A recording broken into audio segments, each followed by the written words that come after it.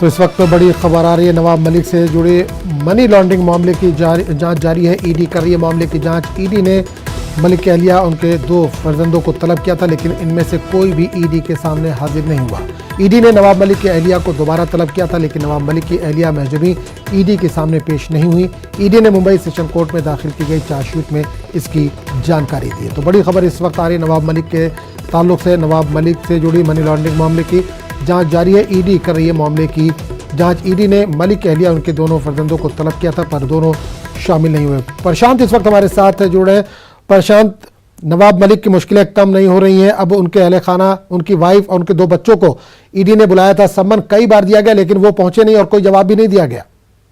जी बिल्कुल, इसमें कोई दो राय नहीं है। देखिए, शुरुआत में ही ईडी ने जो है नवाब मलिक के बाद उनके परिवार के जो सदस्य हैं उनको कई बार समन किया और उन्हें पेश होने का नोटिस भी दिया था, लेकिन ना तो उनकी पत्नी और ना ही उनके बच्चे ईडी के सामने हाजिर हुए पूछताछ के लिए। और इसी चीज को लेकर के ईडी ने अपने चार्जशीट में इस बात का जिक्र किया है कि उनकी पत्नी जो है ईडी की तरफ से जो है बुलाया गया था, तो उनकी पत्नी जो है ईडी के सामने नहीं आई। 2 बार उनको तलब किया गया था।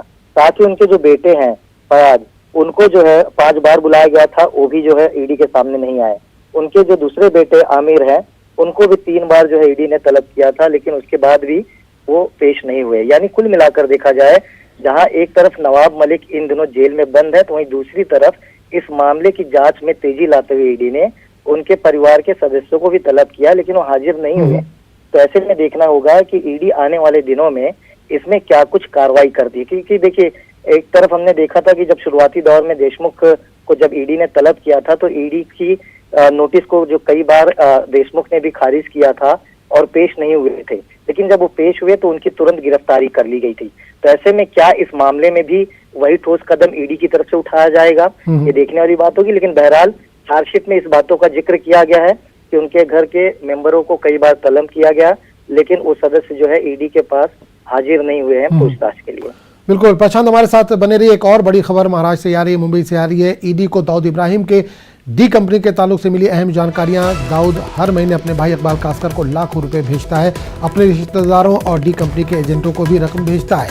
मनी लॉन्ड्रिंग मामले में गवाह खालिद से हाल ही में हुई पूछताछ। खालिद से पूछताछ के दौरान अहम जानकारियां हासिल हुई हैं। खालिद इकबाल कासकर के बचपन के दोस्त सद्दाम का छोटा भाई है। तो बड़ी खबर इस वक्त आ रही है, ईडी को दाऊद इब्राहिम के डी कंपनी के ताल्लुक से मिली अहम जानकारियां। दाऊद हर महीने अपने भाई इकबाल कासकर को लाखों रुपए भेजता है, अपने रिश्तेदारों और डी कंपनी के एजेंटों को भी रकम भेजता है। मनी लॉन्ड्रिंग मामले में गवाह खालिद से हाल ही में हुई पूछताछ। खालिद से पूछताछ के दौरान अहम जानकारियां हासिल हुई। खालिद इकबाल कासकर के बचपन के दोस्त सद्दाम का छोटा भाई है।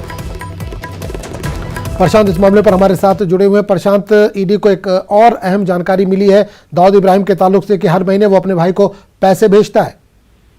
जी बिल्कुल, देखिए, दाऊद इब्राहिम की जो मनी लॉन्ड्रिंग का केस है वो एनआईए ने पहले दर्ज की थी। उसके बाद ईडी ने भी इस मामले की जांच शुरू कर दी थी। तो इसी मामले में जो गवाह है खालिद शेख, उसने ईडी की जांच में बताया है कि दाऊद इब्राहिम यहाँ भारत में उसके रिश्तेदार और उसके भाई और कुछ व्यापारियों की मदद से हवाला चलाता है, और वो हर महीने 10 लाख रुपए जो है यहाँ पर भेजा करता था, जिसे हवाला के तौर पर ऑपरेट ये व्यापारी और उनके रिश्तेदार और भाई किया करते थे। ये खुलासा उस गवाह ने खुद किया है। और आपको बता दूं कि उसने साथ में ये भी कहा है कि उसके जो बड़े भाई थे सद्दाम, वो इकबाल कासकर के काफी करीबी माने जाते थे। और जब 1990 में गौली गैंग ने सद्दाम की हत्या कर दी थी, तो उस वक्त कासकर जो है दुबई में था, और उसके बाद वो दुबई से सीधा मुंबई आया और उसके बाद घर पर जाकर के परिवार के साथ मुलाकात की, और साथ ही साथ उस वक्त उसने खालिद से भी मुलाकात की थी। और इसके बड़े भाई की हत्या होने के बाद खालिद को जब भी इकबाल कासकर बुलाया करता था, तो वो जाता था उससे मिलने के लिए, और खालिद के साथ साथ शब्बीर भी जाता था, जो खालिद का छोटा भाई है। यानी इन दोनों की मदद से इकबाल कासकर दाऊद इब्राहिम के पैसों का हवाला मुंबई में किया करता था। आपको याद होगा, पिछले दिनों जब दाऊद के खिलाफ कार्रवाई करते हुए एनआईए ने मुंबई के 19 ठिकानों पे छापेमारी की थी, तो उस वक्त आरिफ शेख और शब्बीर शेख, इन दोनों को जो है गिरफ्तार किया गया था, और 5 लाख रुपए जब्त किए गए थे कैश के तौर पर।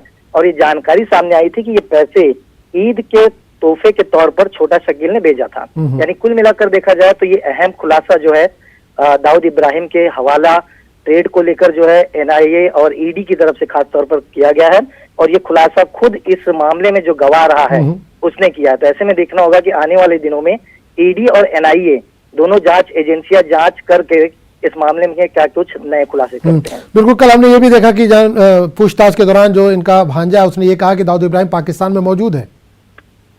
जी बिल्कुल, देखिए ये बात भी स्पष्ट हो चुकी थी कि उनका भांजा जो है उसने खुद जो है बताया है जांच एजेंसियों को कि दाऊद इब्राहिम जो है वो पाकिस्तान कराची में है और फोन पे जो है वो परिवार के उनके रिश्तेदारों के संपर्क में है, और रिश्तेदारों को वो जब त्योहार आता है तो उन्हें विश भी करता है। ये बात जो है चार्जशीट में खुद लिखी है ईडी ने। यानी कुल मिलाकर देखा जाए इस मामले की जांच को अब एक नया रूप मिल रहा है, और ऐसे में देखना ही होगा कि आने वाले दिनों में क्या कुछ नई जानकारी एजेंसियों की तरफ से की बिल्कुल। चलिए, बहुत बहुत शुक्रिया प्रशांत इस तमाम जानकारी के लिए।